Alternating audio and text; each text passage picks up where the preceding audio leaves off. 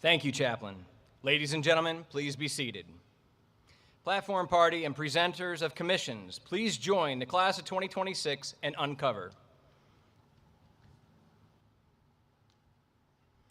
All other military personnel, please remain covered throughout the ceremony. I now have the pleasure of introducing the 44th Superintendent of the United States Coast Guard Academy, Rear Admiral Greg Rothrock.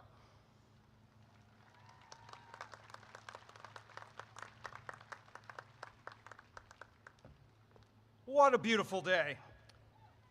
Distinguished guests, honored international delegations, alumni, veterans, faculty, staff, coaches, families, and friends. Welcome to the United States Coast Guard Academy, the home of the United States Coast Guard's Officer Corps.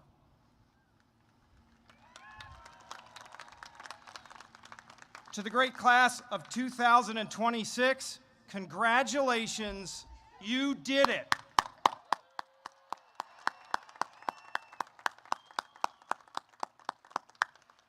Today marks the culmination of 200 weeks of relentless hard work, perseverance, sacrifice, and growth.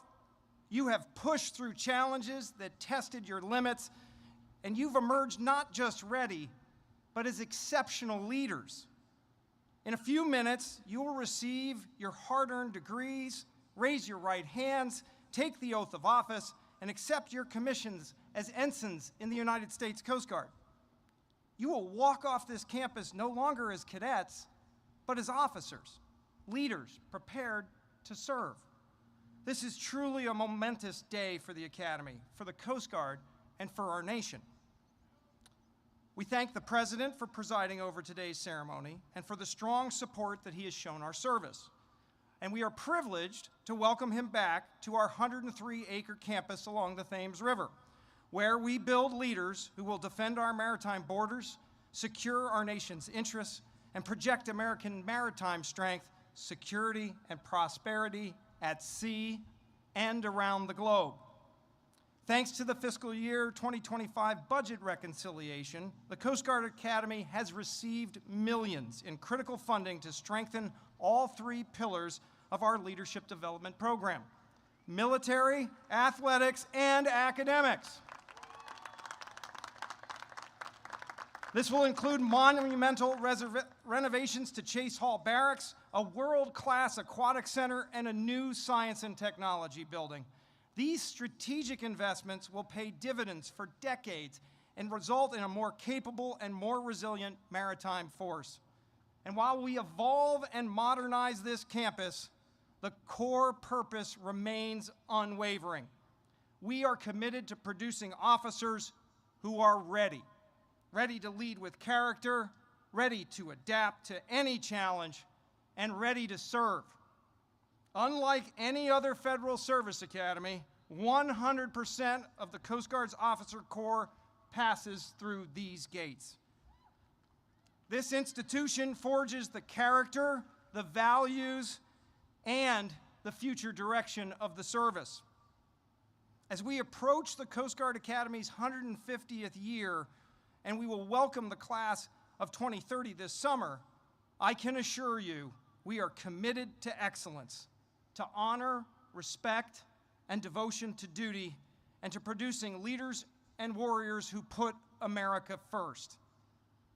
Like the generations of the long blue line who came before them, the men and women of the class of 2026 stand ready to protect our maritime borders, combat threats to our homeland, and defend our national interests with skill, courage, and unyielding loyalty. I can say with complete confidence, they are ready to serve wherever and whenever our nation calls. To the families and friends of the class of 2026, to the parents who guided, the siblings who stood by, the mentors and role models who offered wisdom and encouragement, today we celebrate not only the graduates' achievements, but the vital role each of you played in making this day possible. Take great pride in what they have accomplished and in the extraordinary service that lies ahead.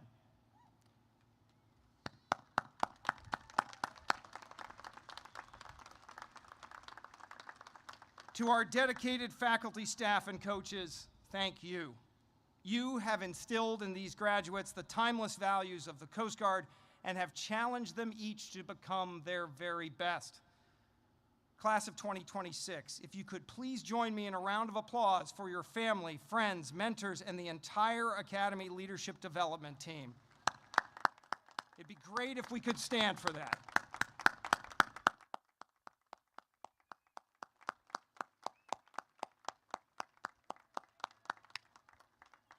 Thank you.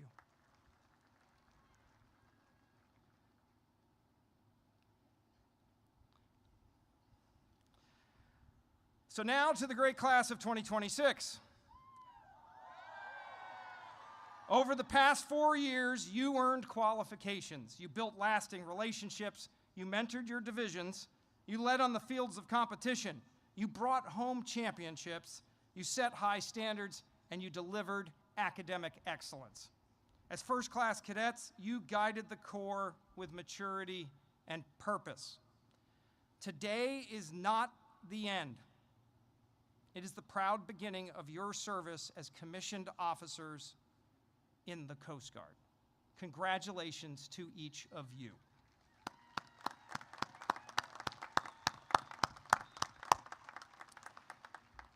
Now, of the graduates before us, 7 international cadets have enriched our Corps while proudly representing their home nations.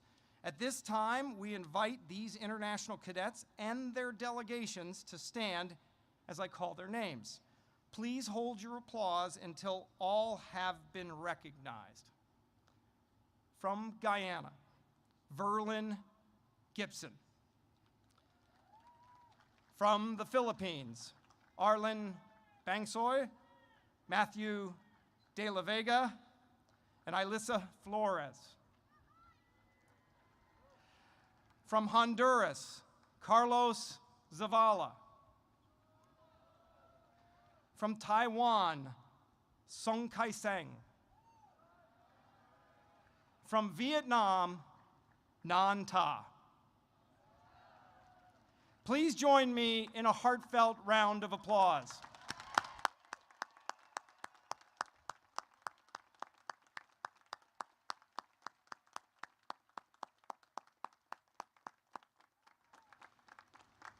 All of the cadets before you will join a Coast Guard operating in complex, dynamic environments at sea, in the air, across cyberspace, and along our borders and around the globe.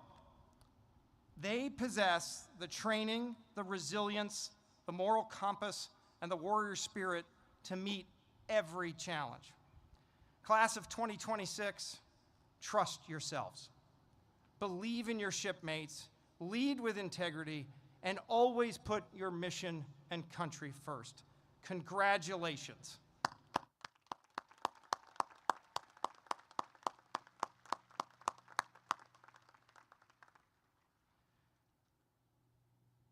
To all of our cadets, you will always have a home here on this campus.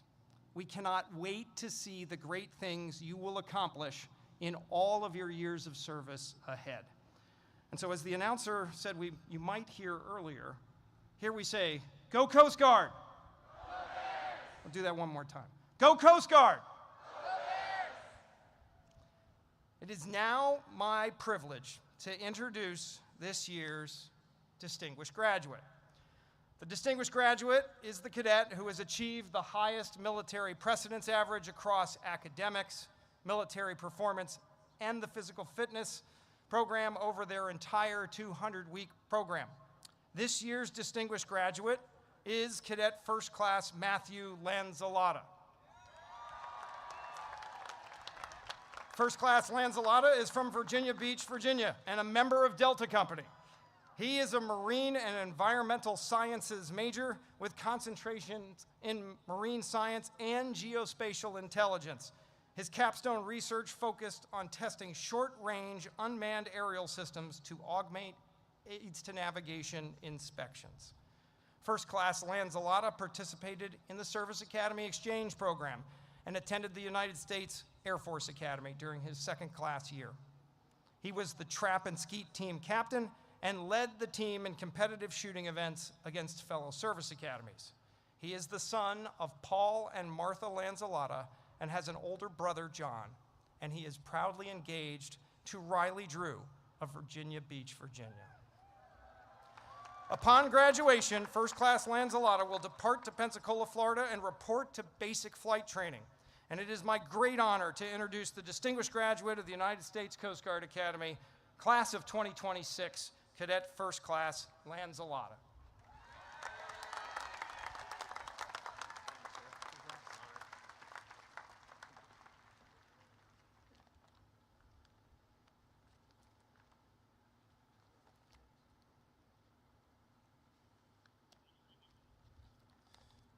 Good morning, Rear Admiral Rothrock, distinguished guests, faculty and staff, family and friends, and of course, the great class of 2026.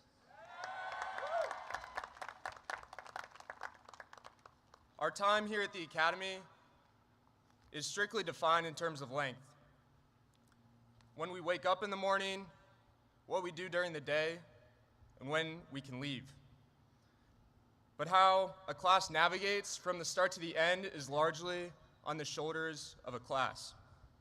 During our fourth class year, we chose our motto to be, "We will find a way or make one," and that is how we navigated our time here. When we walked through the arches of Chase Hall 4 years ago, on that rainy, humid June day, we did not yet have a way. We chose the motto because the words were aspirational, and over the next 4 years, our relentless optimism and our consistent drive enabled us to grow into the class that the motto challenged us to be. We followed the paths set before us and made new ones for those who will come after us. Some paths are well worn. The classes before us have endured and overcome challenges of their own, and we've heard all about those challenges from those classes, especially some of the older classes, and they've told us how they're the last real class because of the challenges they've endured and the things they've done. And we too are the last real class because of the last we shared together and the challenges we overcame. But we also experienced many firsts as a class that made us distinct. This year, our women's rugby team led the programs to the first collegiate national title.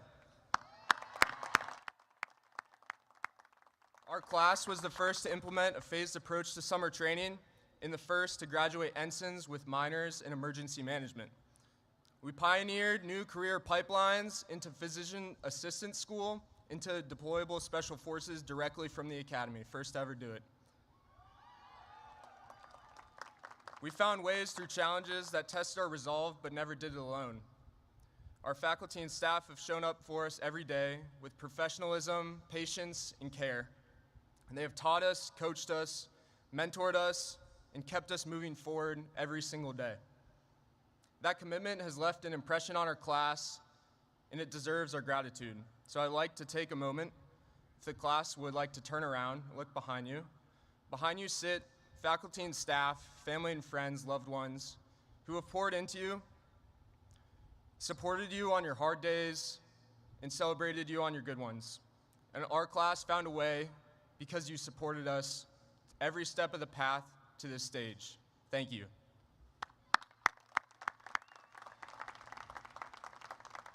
Our time here is made up of many moments. Some feel big and extraordinary, and some feel much smaller and very ordinary. And we face those moments with hopefulness and a drive to overcome the challenges around them. The big moments we will always remember: our last push-up on the parade field after swab summer, receiving our class rings at ring dance, school dances, billet night, where we cheered so loud it was difficult to hear Captain Ensley announce the next billet. Those moments were moments of momentum. And as I learned in physics class, once an object is in motion, it's difficult to stop in our class, the class of 2026, is difficult to stop. There were also many smaller moments that carried us here. Staying in the wardroom long after food was served to spend time with friends, spontaneous conversations at the OD desk, running into cadets in public on the golf course, and late-night C-store runs for energy drinks and snacks to attack long procrastinated work. In those moments, and the attitude we brought to each next assignment, each next day, and each next semester is how we made our way to where we stand today. Soon, we will all report to units where we will have much to learn.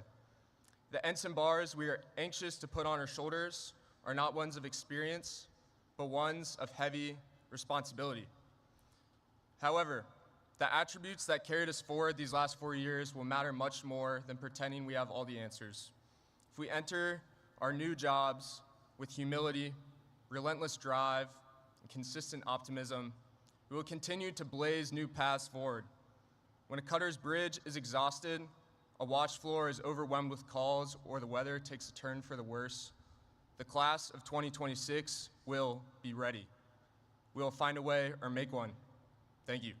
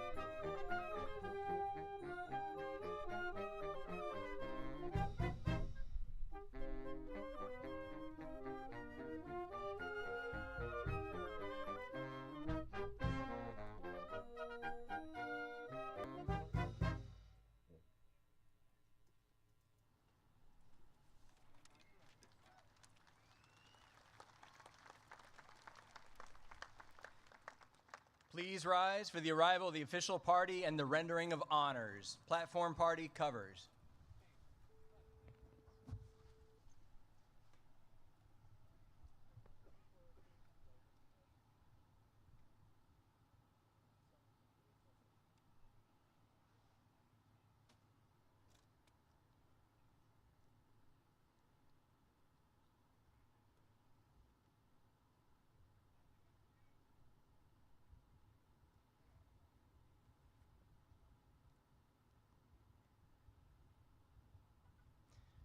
Now, Coast Guard arriving.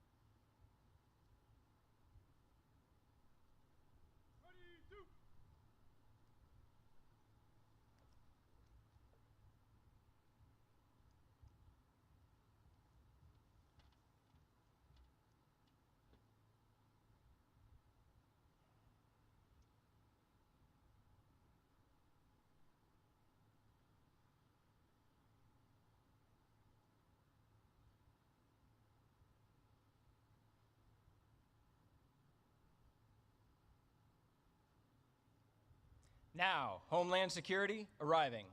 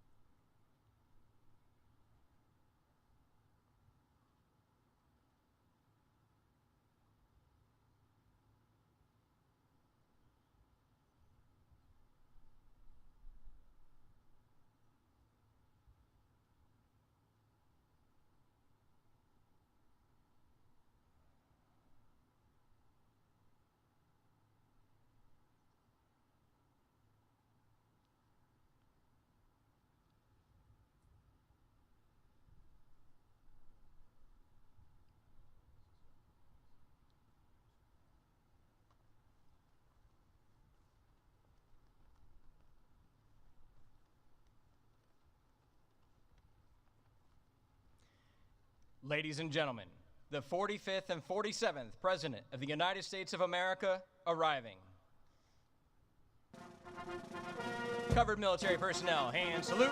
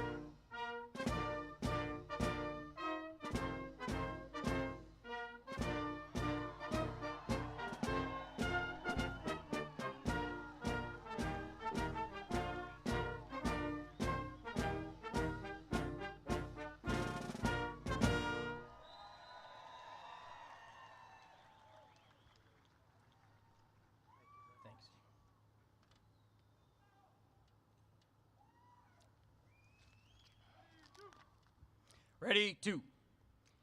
Ladies and gentlemen, please take your seats.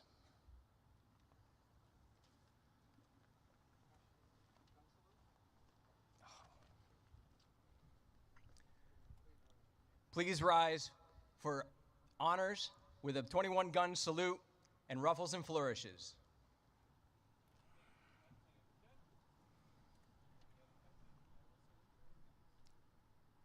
Hand salute.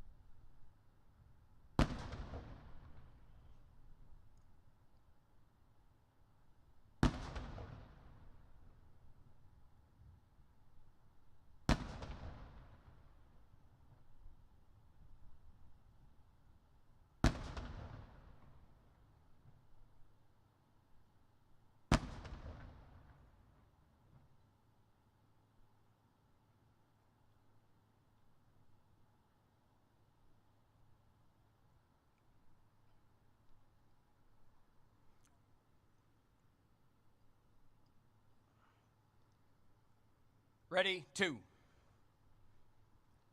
Ladies and gentlemen, please take your seats.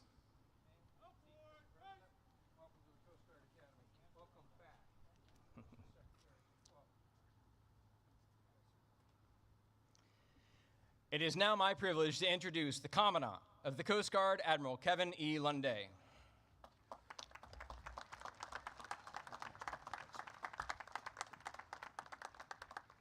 Good morning. Linda Lee and I are honored to be here today. President Trump, thank you for coming back today to charge these new officers as they head out to our operating forces. Thank you for your visionary leadership to renew the Coast Guard, starting with last year's record capital investment, sir, to buy new cutters, boats, aircraft, facilities, and technology. Sir, we've already spent $13 billion of that to meet your intent, and we're on track to spend nearly all of it by the end of this year. Thank you for your strong 27 annual budget that, when funded by Congress before October, will grow our service by nearly 6,000 people to operate those new assets. And thank you for your resolute advocacy for not just the Coast Guard, but all of our armed forces, sir. Secretary Mullen, thank you.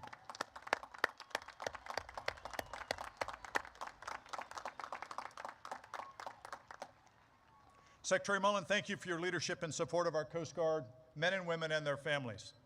And under the President's direction, for fighting to successfully fund the Coast Guard and the rest of DHS and ensure that what happened this year never happens again. We will not forget what you did, sir.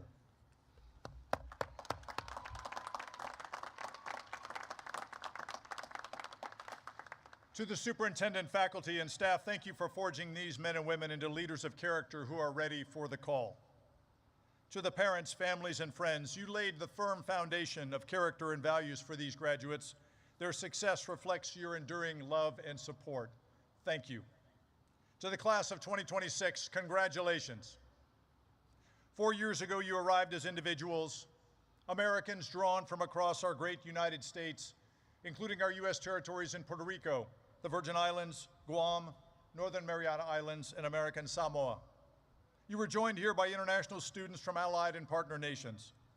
Today, as you march out, you do so as a unified team, forged in the crucible and bound together by a shared calling to serve with honor, respect, and devotion to duty. You will serve at a time of historic consequence. The maritime domain is more complex, contested, and more vital to American security and prosperity than ever before. And today, the Coast Guard is in greater demand, and we are delivering proven value and results to the American people. We save lives.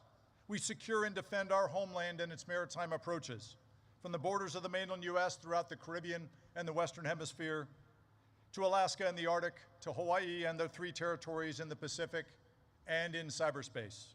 We facilitate commerce through our ports, waterways, and shipping, vital to America's economic prosperity and to rebuilding the nation's maritime might. And we respond to crisis. At the same time, our service is implementing the President's vision to renew the Coast Guard through force design, a generational transformation that's building a new fleet of assets and bringing in the additional men and women who will operate them. Our people are our greatest treasure.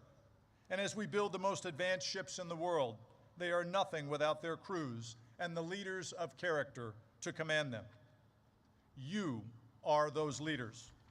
You'll soon report to your first units to lead across our operating forces aboard cutters, at sectors, in deployable specialized forces teams, and at Coast Guard Cyber Command.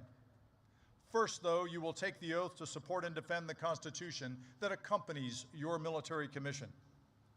The commission is more than words.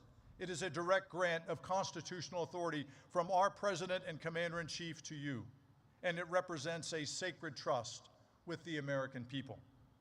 As commissioned officers in the profession of arms, you must lead as if your lives depend on it. For certain, the lives of the men and women you lead, their lives will depend on it. And the lives of the American people we serve will depend on it. The Academy has prepared generations of officers, and you have spent 4 years preparing for this moment. And I know you are ready. I am incredibly proud to serve as your commandant. Looking to the horizon, I have certain hope for the future. For there's one thing our distinguished service history proves. With a ready Coast Guard crew and the strong support of the American people, there is nothing we can't accomplish. Semper Paratus.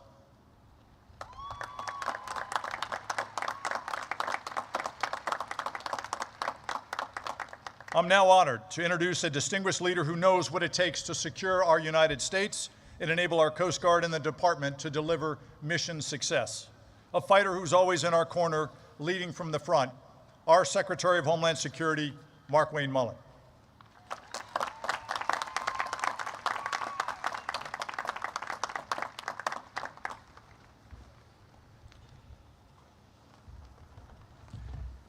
Thank you, Admiral Lundy, and thank you, Mr. President, for allowing me such an honor to serve in your cabinet at such a historic time.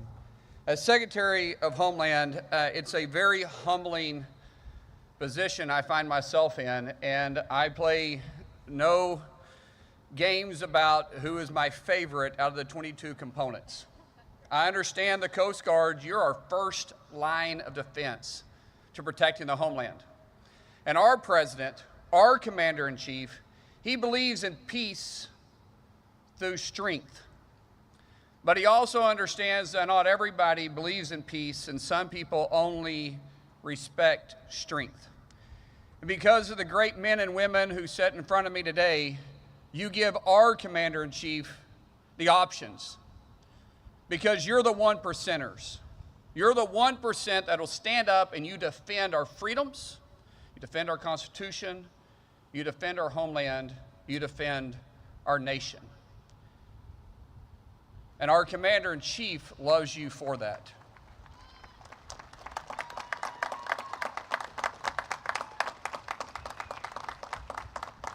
As the 1%ers, the President has made it his obligation, plus his mission, to fund our military in the way that no other president has done.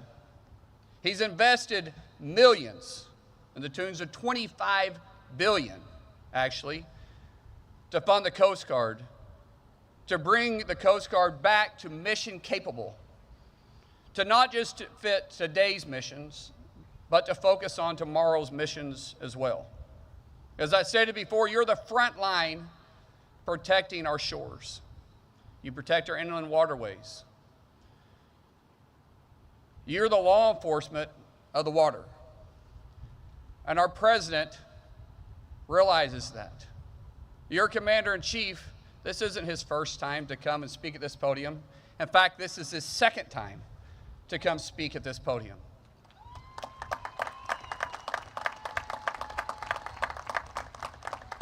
And I'm going to go off my notes a little bit and just talk about the ride over here.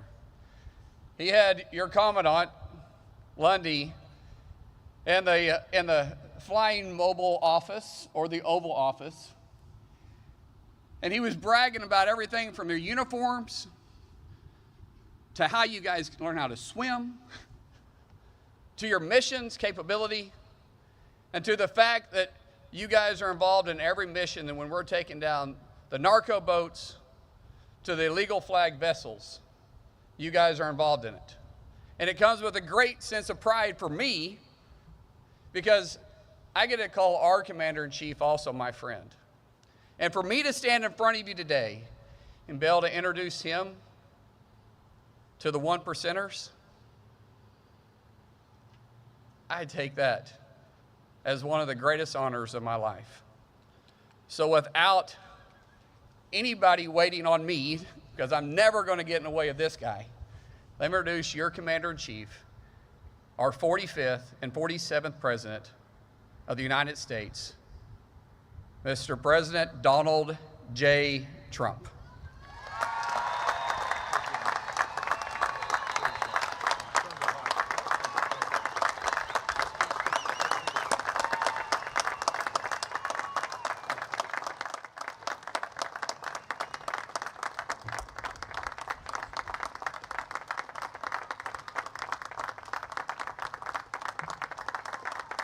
Thank you very much. Thank you very much. That was beautiful. He's a fantastic man. He's a special, very special man. He always has been. And Mark Wayne, thank you. Appreciate it. And hello, cadets. And let me begin by saying a very big congratulations to the class of 2026, special class.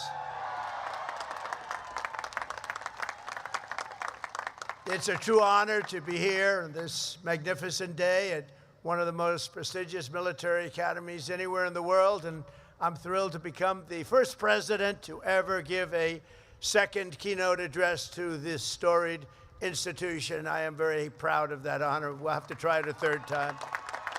We're going to have to try it maybe a third time, too, to keep that record intact.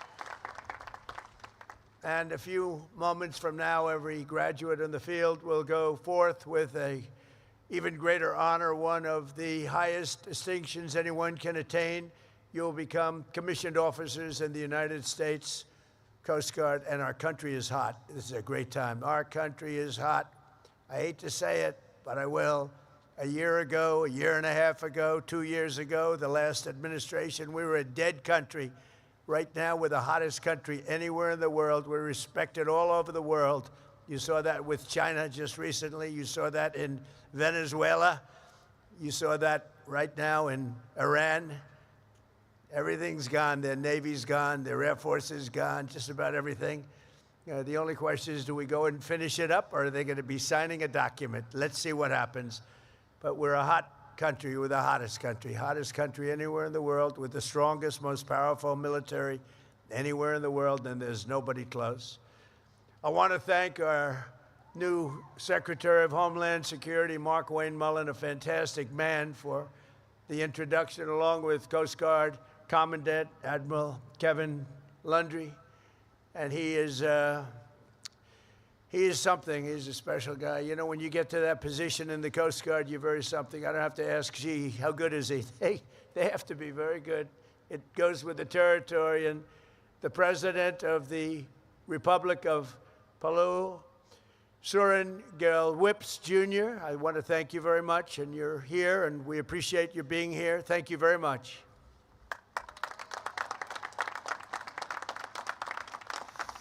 Over the past 4 years, this class has been mentioned by an exceptional team of professors and coaches and military professionals who have shaped you into leaders. You came with very good quality, but they've shaped you nevertheless. And warriors who revere honor and really honor duty. You honor duty like very few others can even think about it. So let's give a big round of applause to the entire faculty and staff that made this possible.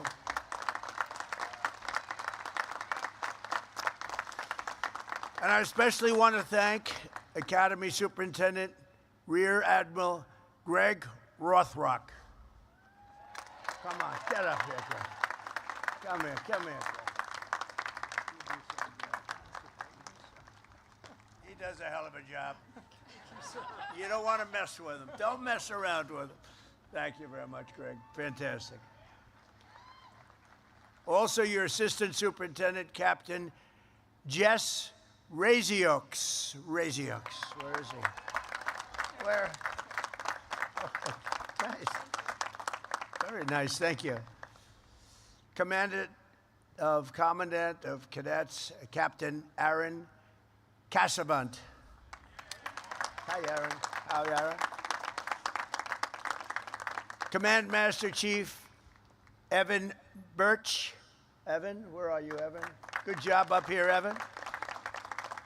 It's never easy, Evan, up here, right? You feel more comfortable in the water. And class advisor, Christy Rose. Christy.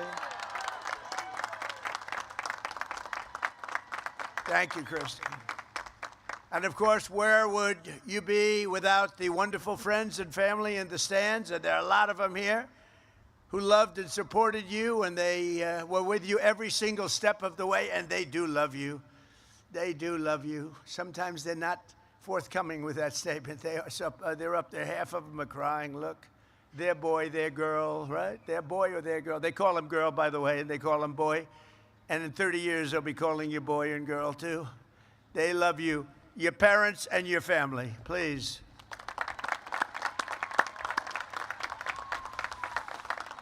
To all of the moms and dads, grandparents, and family members here in this joyous occasion, thank you for everything you've done to raise such amazing American patriots. We really appreciate it. What a group.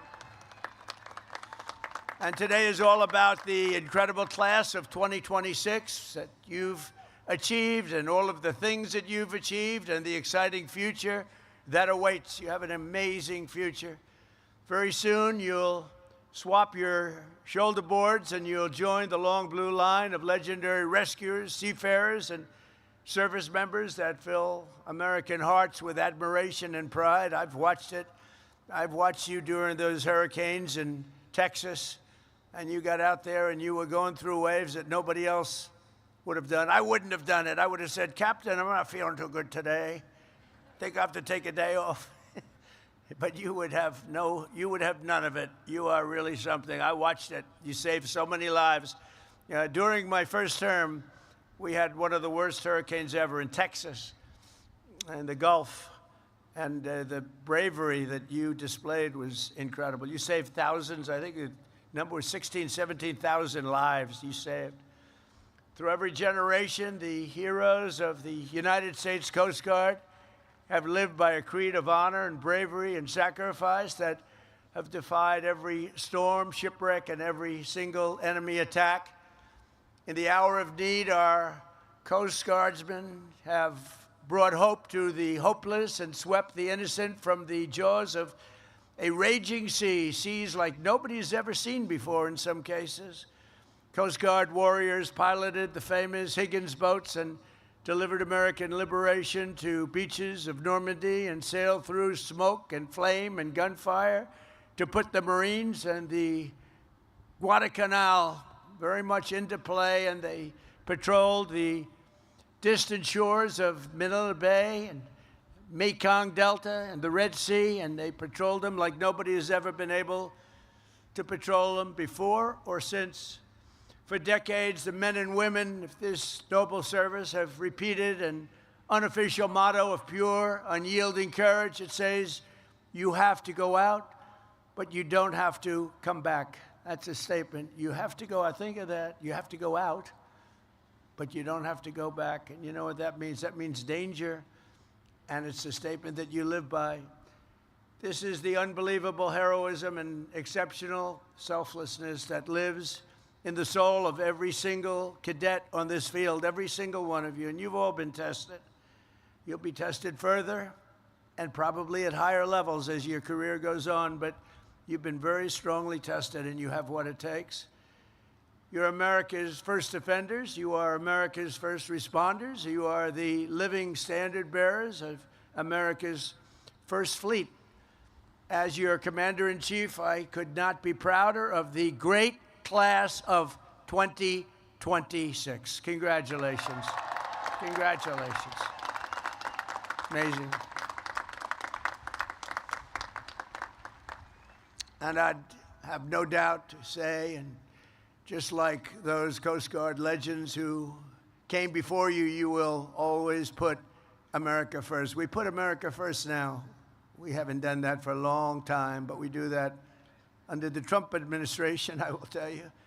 And the whole world is saying, well, America's first, and they put America first. And we help others too, but we put America first.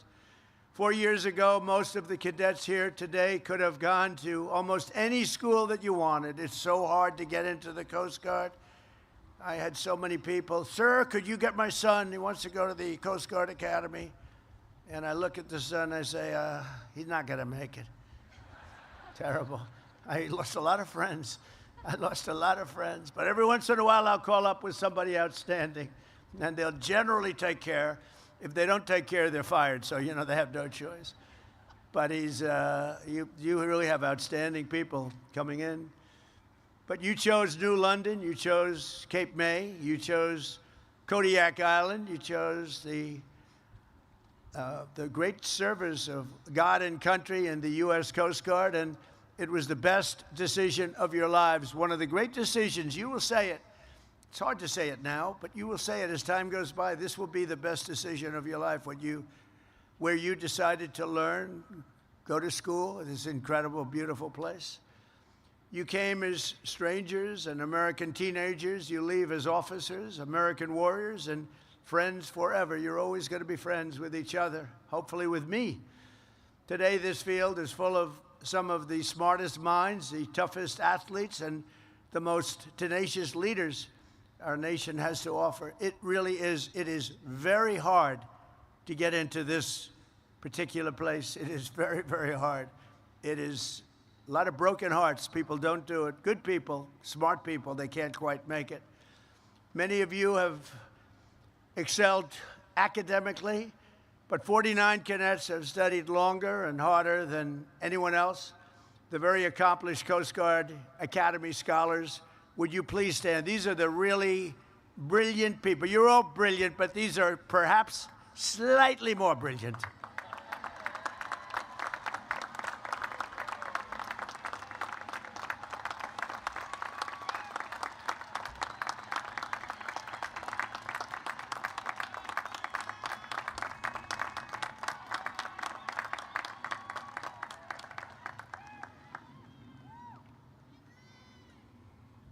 Don't feel guilty.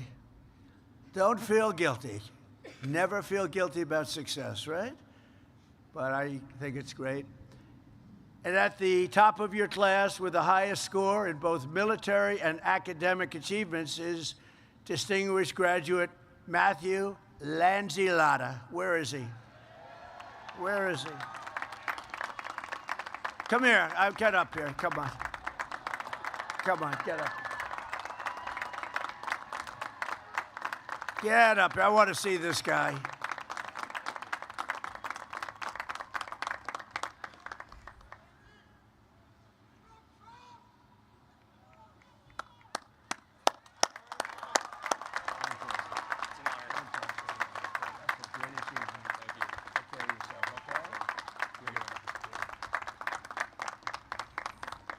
I hate good-looking men. Very good. Matthew, that's great. Thank you very much. It's a great honor. We also have the only cadet who earned a perfect score on every single fitness test. Now we're talking fitness. Do you know who this is already? Wow, this guy must be something. I think we'll have to invite him up. I want to check it out. For the last 4 straight years, which they think may be an all-time record, congratulations to Thomas Rhodes. Thomas, get up here, please. I want to see. I want to check him out. Whoa. Oh, we're not going to fight with him. I'm not fighting him. I'm not. This is not UFC. Please understand that, Thomas. Look at this guy. Look at the muscles on this guy. He's a wrestler too, sir. Thank you, man.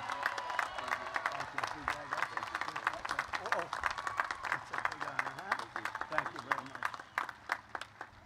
Just hit him in the shoulder. I hurt my hand. It's like hitting a rock. That's great. Thomas, that's fantastic. Another member of this class is making history as well today. Mike Keddish becomes the first Coast Guard Academy graduate to ever go straight from the Corps of Cadets into the Coast Guard Special Forces. So what was that all about? Come on up here. Come on. Let's go. Come on up here, Mike. I want to see what these guys... I like to see what these guys are like. Because, you know, it's competition for me, too. I have to compete with you now. I'm not liking that. How are you? Fantastic. Wow, that's a big achievement.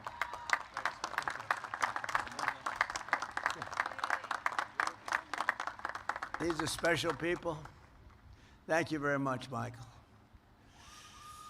For the past 4 years, you've been led by your brilliant class president, Savannah Riera. Where is she? Hey, Savannah. Where are you, Savannah? Where are you, Savannah? Where's Savannah? To your left, sir. Savannah, come on up here. I have to. If I didn't invite her up, they'd accuse me of discrimination. That would not be. I'd be, ladies and gentlemen, the president got sued today. Savannah, come on up. I have to get her up here, and she looks so fantastic. This is ridiculous. Nothing like having a little fun. Do you agree? This is your big day. We got to get Savannah up here. Congratulations.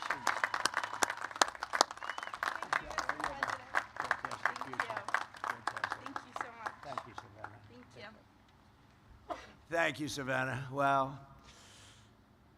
This class has also been blessed with many tremendous athletes, including the Academy's all-time leader in receptions, yards, and touchdowns, wide receiver, Brooke Desta. Where's Brooke? Wow. That's a pretty good record, Brooke. I'll let you come up if you want. You want to come up? Come on up here, Brooke. Come on. You can see they want you up here, Brooke. So do we have a little NFL future here, maybe? I don't know. Usually that can happen when you're leading by that much. That's a lot of achievement. Thank you.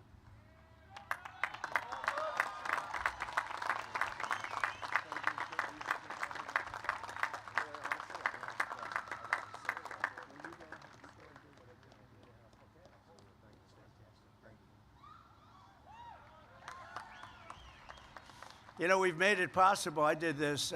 We made it possible for people like Brooke that really have a great ability at sport, and in some cases will be drafted by the NFL or have a chance of getting into the NFL or baseball or basketball or whatever it might be. The problem is they had to serve, as you know.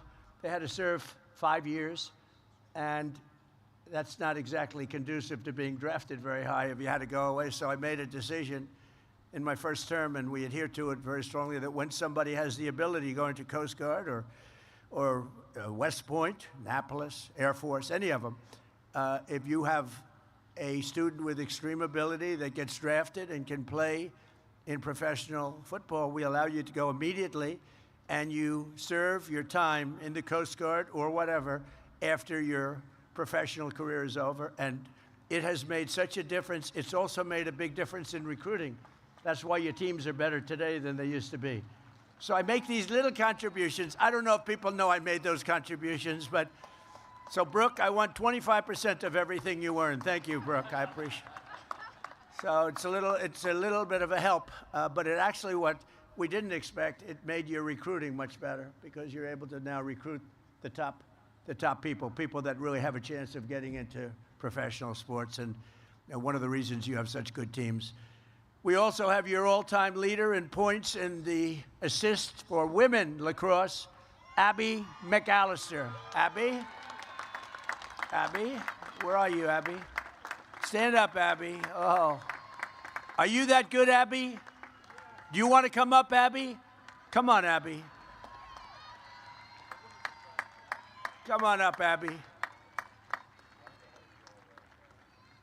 See, we throw them a little off on timing when I do this, but what the hell? We have time, right? This is your day. And when somebody achieves with these people, we should give them a little extra recognition, right? That's a tough sport, Abby. I don't know. I'm not going to mess with you. That's great. That's a big record.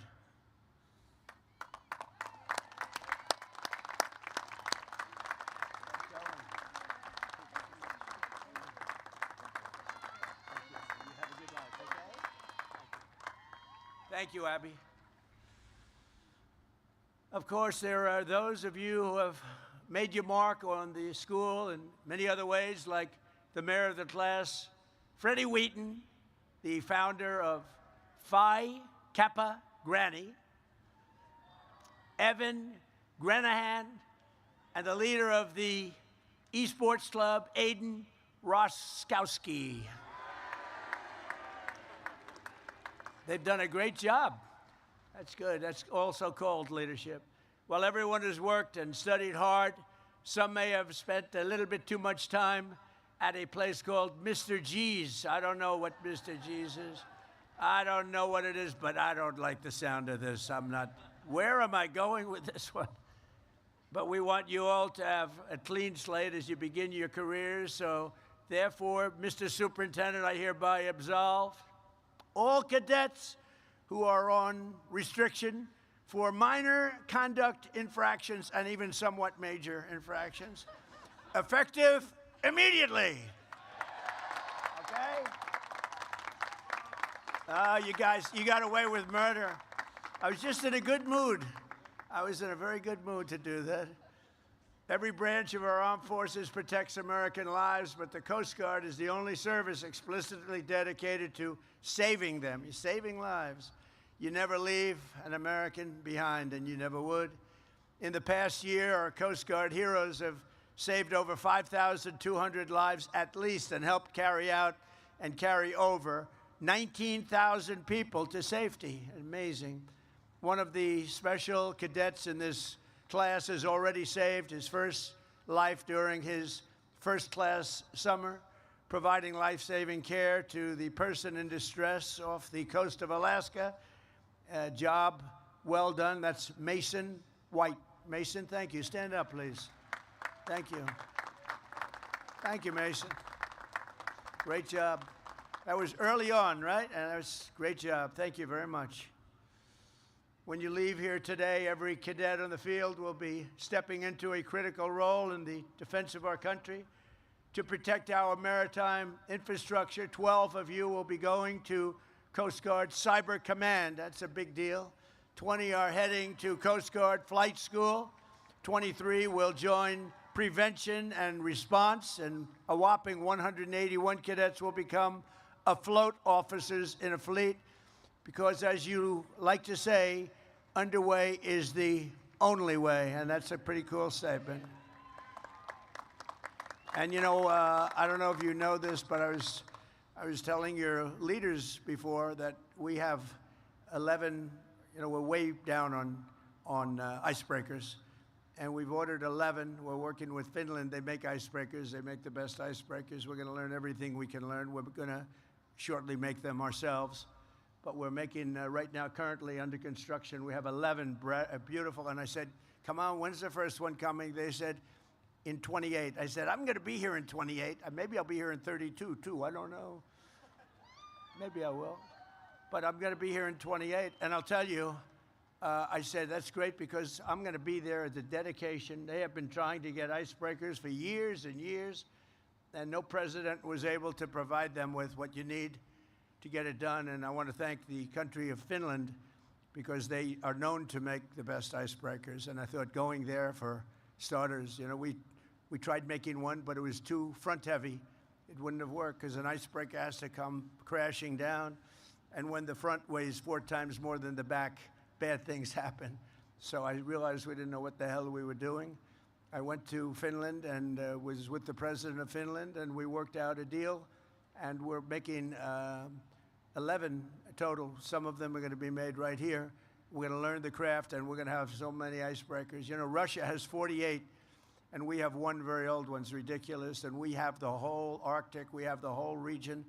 And we're going to have a whole big fleet very shortly, and they're starting to come in a very quick fashion. After that, we're going to go way up higher. We'll have at least 55 within a short period of time, so that'll be great. And you're going to be operating them and running them, and it's probably another category. The class of 2026 is graduating at an incredible, exciting time for our nation and the Coast Guard in particular. As you enter the office corps of the greatest military in the history of the world, our national strength is back. Our morale is back. We are a confident country again. We have confidence is back. And above all, America is back, bigger and better and stronger than ever before. We have a strong, great, respected country again. We went off course. We went very sadly off course. For years, Washington, D.C. was run by foolish politicians who thought they could defy the laws of world history, violating every common sense principle for preserving national power and national security. And they surrendered our industrial capacity to other countries, crippled our energy production, threw open our borders. We had borders with they were open borders, they called them. People came in totally unchecked and unvetted. You know how many people over 4 years in the last term? 25 million people. They came in as murderers. They were coming in from other countries. They came in from prisons. They were drug dealers. They came in from mental institutions and insane asylums. They allowed them to just flow into our country. And we're getting them out. We've got a lot of them out. 11,888 murderers. Think of that. 50%, or more than 50%, committed more than one murder. They were allowed in our country. We can never forget the sins of what they did to our country, but we're getting them out. In fact, we've gotten them to the extent that we just had the best crime numbers in history. The best crime numbers, meaning the lowest crime numbers in history, were just last month released. Lowest number of murders since the year 1900, 125 years. So what they did to us is terrible, but we're getting it back into shape really properly. And now we went from the worst border in history to the strongest border we've ever had. In 11 months, not one illegal alien was able to get into our country. When you think of that, that's pretty amazing. And they can come in, but they have to come in legally. They have to come in through a process. They have to love our country. They have to show us that they can love our country, not that they want to blow up our country. I think that everybody agrees with that. Under this administration, we don't apologize for American power or wealth. What we do really is we want to maximize it. We take advantage of it. We unleash it. And we wield it to pursue our country's glorious destiny and our beautiful American dream. We have the American dream back. You didn't hear about the American dream too much for 4 years, and now the American dream is back. This is truly the golden age of America. We are in now the golden age. We have more production, more people. We have more people working today than at any time in the history of our country by far. We have more people having great jobs today than at any time in the history of our country. Our country is respected all over the world. The men and women of the Coast Guard have a vital role to play in this resurgence. This is a great resurgence. We have $18 trillion being invested in the United States. That's many, many times more than ever before. In fact, you'd have to go back more than 10 years. Another country a long time ago had $3 trillion. We have $18 trillion. The last administration for 4 years had less than $1 trillion. We have $18 trillion being invested in our country in 11 months because the numbers for the 12th have not come up, so that's going to increase it yet further. So that's an honor. It's a great honor. To me, that's something special. We're building plants, auto plants, every kind of plant you can imagine all over the country. And they're coming in from Canada. They're leaving other countries. They stole our auto business. They stole our chip business. We'll have close to 50% of the chip business by the time I leave. And right now we have none, practically.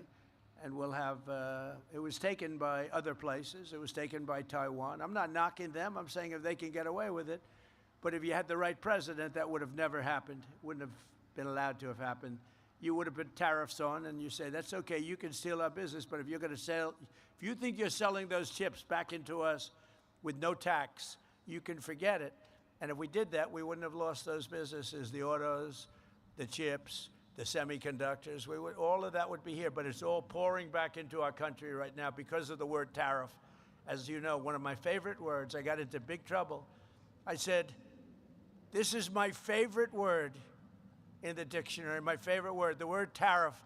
And the fake news, look at all of them back there. They said, what about God? What about wife, family? What about other things like Bible? So I was in deep trouble because I said tariff is my favorite. So I made it number 5, and now I'm okay. Now I'm okay. They think I'm kidding, but they gave me a hard time. But with your help, we're reasserting one of the most time-honored principles of our national security, that the American dominance in Western Hemisphere will not be threatened under any circumstance. As an example, we will not let Iran have a nuclear weapon. That's all. It's very simple. We will not let that happen. And we have great support. You wouldn't know that by reading the fake news, but we have great support. People don't want them to have a nuclear weapon, and they will not have a nuclear weapon, and they want to make a deal so badly. We'll see what happens, but we hit them very hard, but we may have to hit them even harder, but maybe not. But we're not going to let Iran have a nuclear weapon and blow up the entire Middle East, Israel, the entire Middle East, and then come here for you. Not going to happen. So just as no family can be truly secure in a violent neighborhood, we will not allow chaos, instability, or danger to fester in America's own backyard. We're not going to let it happen. One of the reasons we have Mark Wayne, and one of the reasons that I feel so good about things, is a tough cookie. You know, he was a great fighter, too. A great fighter. He was a tough cookie and a very successful fighter. His sons are all-American fighters, so they have good genetics in that family. But Mark Wayne is a tough guy with I always say he's a tough guy with a great heart. And that's a good combination.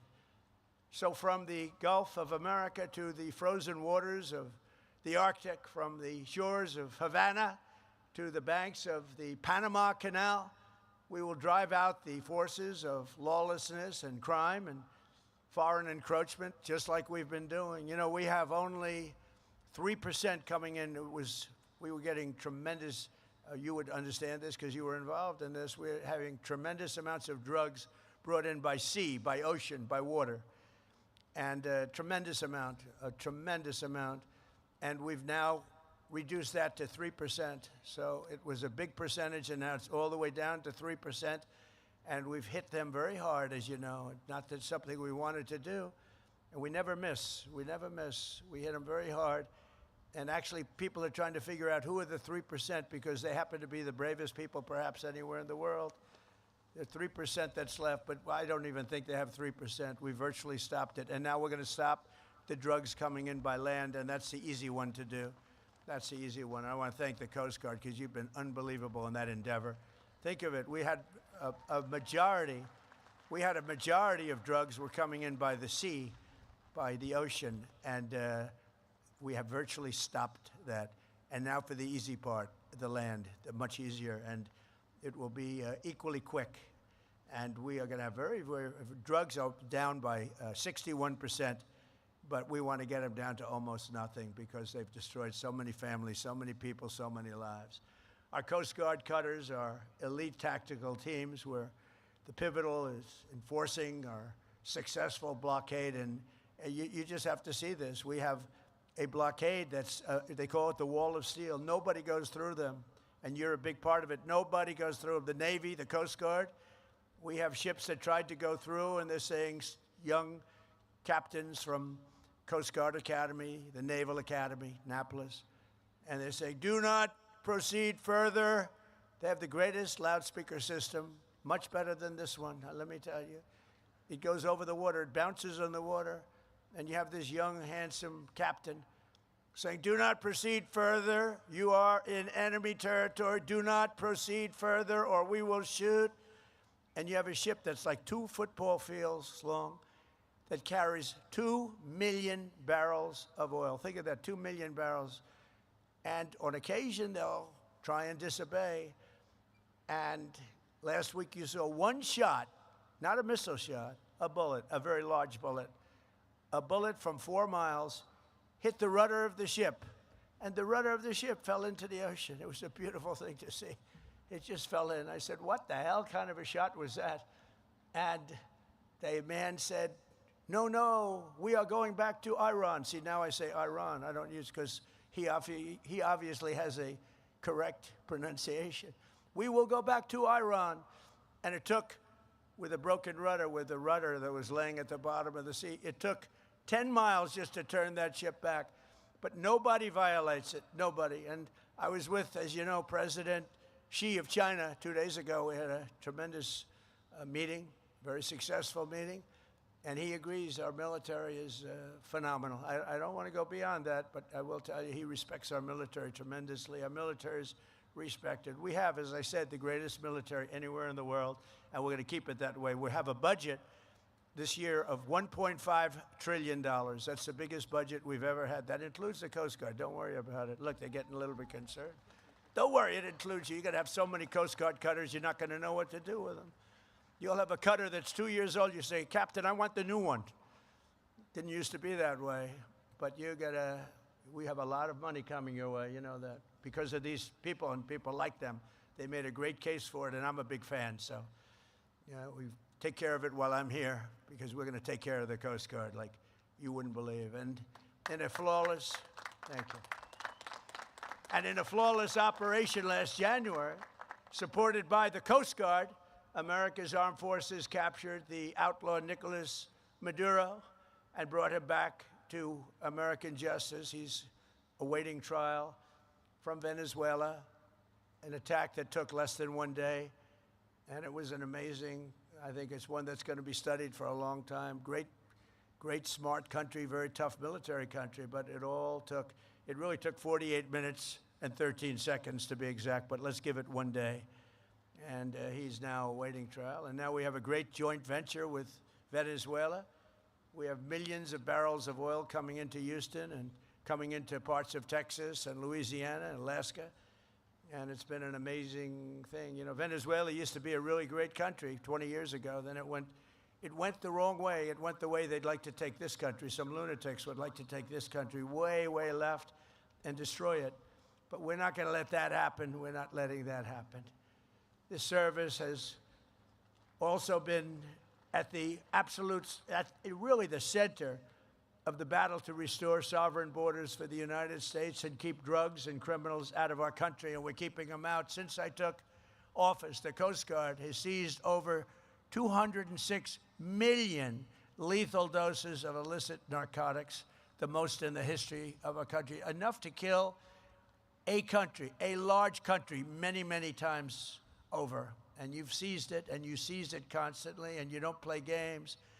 Last August, the Coast Guard cutter Hamilton interdicted 76,000 pounds of illegal drugs, the largest Coast Guard drug bust of all time, largest ever.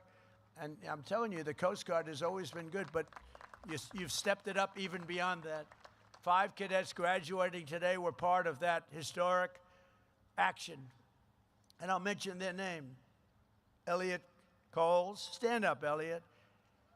Jenna Lewandowski, Piper Stevens, Hannah Warner-Kay, and J.J. Banek-Gebel.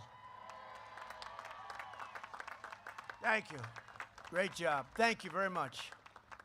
The Coast Guard has also played an important role in Operation Epic Fury to ensure that the Iranian regime never obtains a nuclear weapon. Just 2 months ago, off the Coast Guard at Malaysia, a highly trained U.S. Coast Guard tactical team helped seize a sanctioned Iranian oil tanker that had been used to transport over 1 million barrels of oil from Karg Island into the coffers of Iran. We don't want that to happen. This is the third sanctioned Iranian vessel the Coast Guard has helped capture since we began the fighting, the real fighting with Iran, and many more to come, I suspect, unless they get smart. Everywhere you go, you say, never forget. You represent the most righteous, successful, and exceptional nation in all of history, and you were really put in a position where you wear the uniform, the most powerful military ever to sail the seas. You are right now at the pinnacle of this nation. You are at the pinnacle. 4 years ago, 3 years ago, I couldn't have said that. I wouldn't have been up here, but I couldn't have said that. You were not at the pinnacle at all. Right now, you're at the pinnacle of the Coast Guard, at the pinnacle of the military, and that military includes the Coast Guard will soon be stronger and more powerful than ever before with all of the things we've done. Last year, I signed a record-setting $25 billion investment in the Coast Guard, including funding for 22 new cutters, 40 new search and rescue helicopters, 25 state-of-the-art icebreakers, and we're also providing $380 million for renovations and improvements right here at the Academy. The Academy is going to be so beautiful. It's already beautiful, frankly, but it's going to be tippy-top, as I say. It's going to be perfect. Under our leadership, this service is seeing more action than at any time in many decades. I would say at any time, period, you've never seen what is happening. And the Coast Guard, as good as it has been, has never seen what's happening to it right now. And the spirit has never been higher, and I think we can say that. It starts with the leadership, but I think its spirit with the Coast Guard has never been higher than it's been right now. And I got to know a couple of people over the last 2 weeks from the Coast Guard, and I can see why. These are incredibly brilliant people, good people. I have to say, I don't want to give them any ideas, but in the private sector, they'd be making a lot of money. And you know what? They wouldn't trade what they're doing. Would you guys trade for millions a year? Maybe. Maybe. No, you wouldn't. I don't think you would. A lot of people would like to be in your position that are doing very well, believe me. In the 4 years before I took office, the Coast Guard recruitment missed targets by 20 and 25 and 30%. The targets, the recruitment targets. And not only you, the Marines, the Army, Navy, Air Force, Space Force, that's my baby. I started the Space Force. I was very happy. It's going to turn out to be one of the most important of all. But you missed your recruitment numbers, and it was an embarrassing time. Not only the military, the police, firemen, anybody with a uniform, they didn't want to be associated with our country, frankly. And last year, the Coast Guard beat its recruitment goals by 120%. And we have so many people wanting to get into the Coast Guard, and all levels of the military now, that weren't even thinking about it. To me, it's one of the most exciting things. When I first came, we had the election on November 5th, and it really started from the day of the election. But we had the election on November 5th. But I will tell you, before that, you couldn't recruit people to go into the military. Nobody wanted to be there. They were trying to reduce standards. Now the standards, I hate to say, are through the roof. But now we have lines of people wanting to get into every group of, whether it's the Navy, the Coast Guard. And I will tell you, I looked at the numbers, the Coast Guard in particular, you have exceeded your numbers. You have a waiting list that's a mile long of people that want to get in. So I think I have to say congratulations on that. You know, it's a really big deal. And by the end of my term, we are adding 15,000 new Coast Guardsmen. And we're going to have them added to the list because of all the new equipment that we've ordered. And it's a true honor to be your commander-in-chief. I mean, I'm looking at you. I'm glad to get to shake hands of a few of your outstanding people.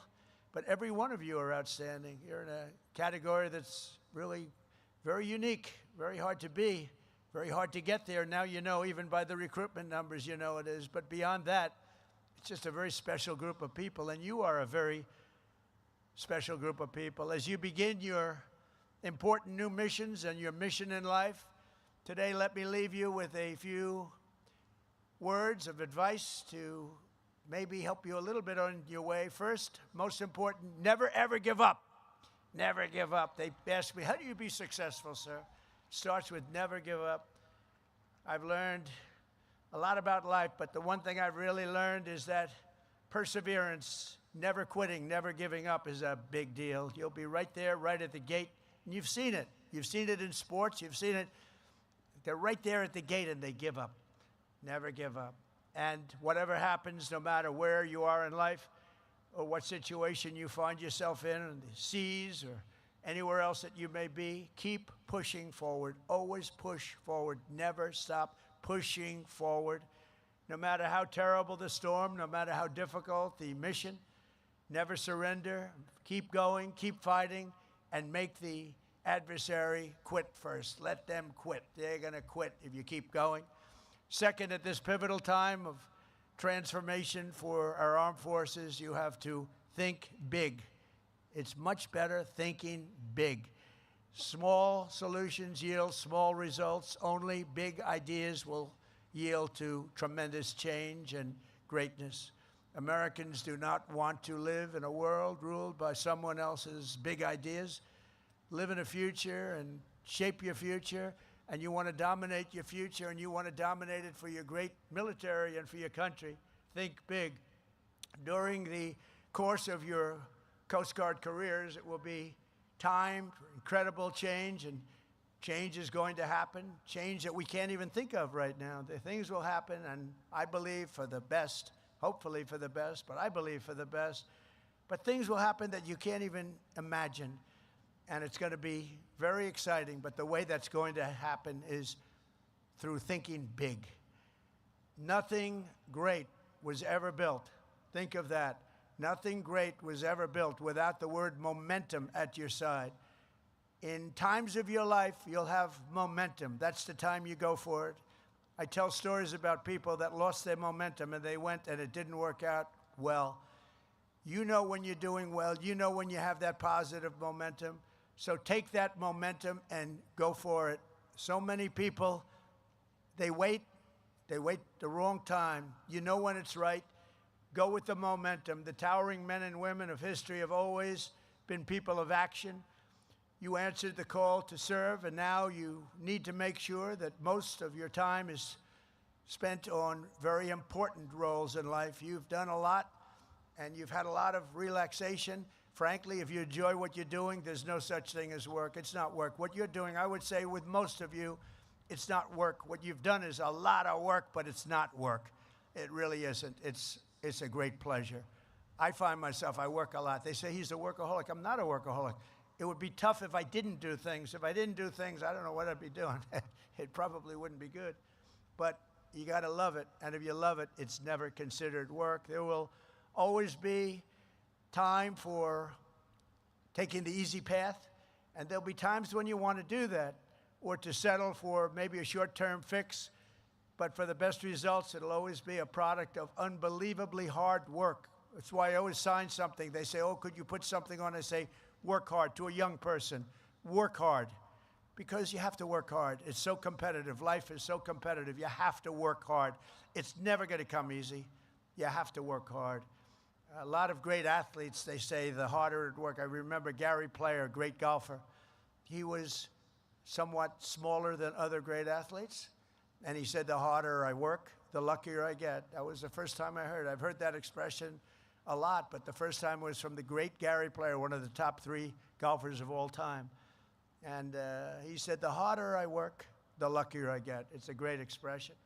Fourth, as you go into life, and right here at the Coast Guard, you want to keep your eyes in the boat. You want to have your eyes in the boat. You know what that expression means better than anybody. Do not be distracted by what's outside. You just want to look back and you want to just see what's happening, but keep your eyes in the boat, a Coast Guard expression. Focus on the task before you and move forward. Always, always move forward, never move back. Remember what actually matters, and pursuit of success it really has to be relentless. You've got to be relentless, and many of you are relentless. You wouldn't be here if you weren't, because There are 10 people for every seat that I'm looking at, 10 people, and I think even more than that, that wanted that seat, and you made it. So finally, you have to be strong. You have to be really strong, and I don't mean just with muscle strength. I mean with mental strength, and you have to be brave. In your profession, you have a level of bravery that has to supersede a normal person's bravery, but that's why you're here. America was not founded by weak and timid men or women who cowered in the face of evil or sat by as danger loomed. As President Theodore Roosevelt said, freedom is not a gift that lasts long in the hands of cowards and weak people. Today, our country faces the threats that are very strong, but we have a much stronger country today than we had 2 years ago. Today, the threats that looked really bad 2 years ago, 3 years ago, we had a country that was rudderless, just like that ship that had its rudder shot off. We have a country now with very strong, powerful rudders. But every one of you has your soul, the strength and courage to face whatever comes before you. You're going to do unbelievably well. I mean, just have no idea. I look at audiences all the time, but I'm looking at this audience. It's just an incredible group of people, a beautiful, beautiful, brilliant group of people. So you're brave and you're bold and you're always ready to go, and you inherit the legacy of some of the most daring and intrepid Americans ever to live. You are inheriting the mantle of some of the bravest people, some of the most incredible warriors ever, right here. A tradition of pride and glory and greatness passed down from one generation to the Coast Guard heroes to the next. You had great heroes. In World War II, the Coast Guard was the first branch of the military to seize a Nazi vessel and take enemy prisoners. The first one to do it was the Coast Guard. The first branch to traverse the Northwest Passage, and the first to sail a ship right up the middle of the frigid seas to the North Pole. You were the first. You were the first to do so much, and that's not going to change. And now you have equipment. I think we can say definitely when all that new equipment comes in, Admiral, you have equipment the likes of which the Coast Guard has never had before. So you'll have many ships sailing up instead of one. You're going to be doing things that nobody even thought possible. You have on order, some of it's already delivered, but you have on order the best equipment anywhere in the world. There's no other Coast Guard, there's no other, frankly, Navy that has anything like what's coming your way. On September 11th, 2001, amid the rubble, dust, and debris, it was the Coast Guard that organized the largest boat lift in all of history, evacuating 500,000 people from lower Manhattan. That was a terrible day. The gleaming white hulls and the blazing red stripes of your cutters have sliced through the horizon of nearly every major waterway on Earth. Every day, Coast Guard members plunge into pitch-black oceans, rush onto roaring surfs, and do battle with Mother Nature at her absolute worst. Mother Nature like few can imagine it even exists. And I've seen it. I've seen things that I said, nobody's going into that storm, and you guys go into it like it's just another day of work. You fly into gale force winds, smash into 50-foot waves, storm into floods of fire and shrapnel, and swarm through water so cold that it will snap a ship in half with just the wrong hit of a wave.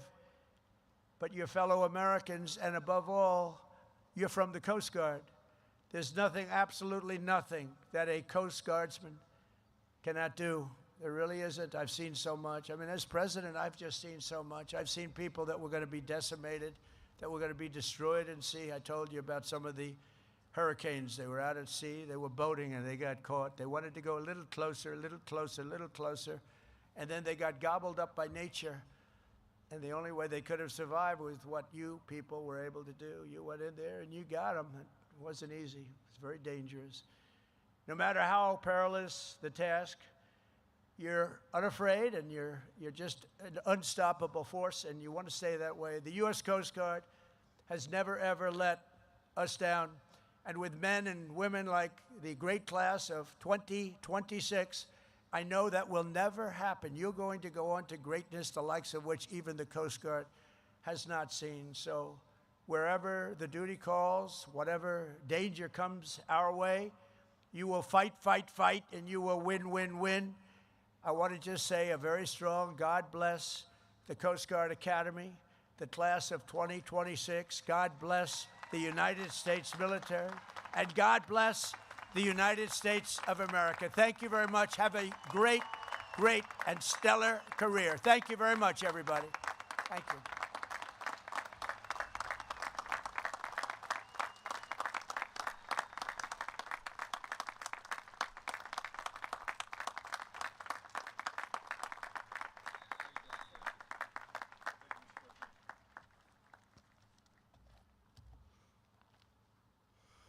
At this time, I invite the class president, Cadet Savannah Rier, to come to the stage to present the class gift.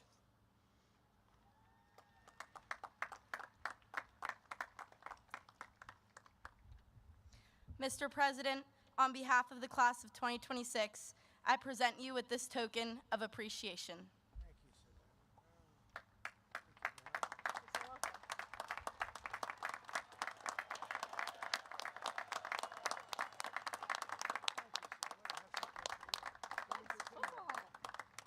I can go put it back down there for you.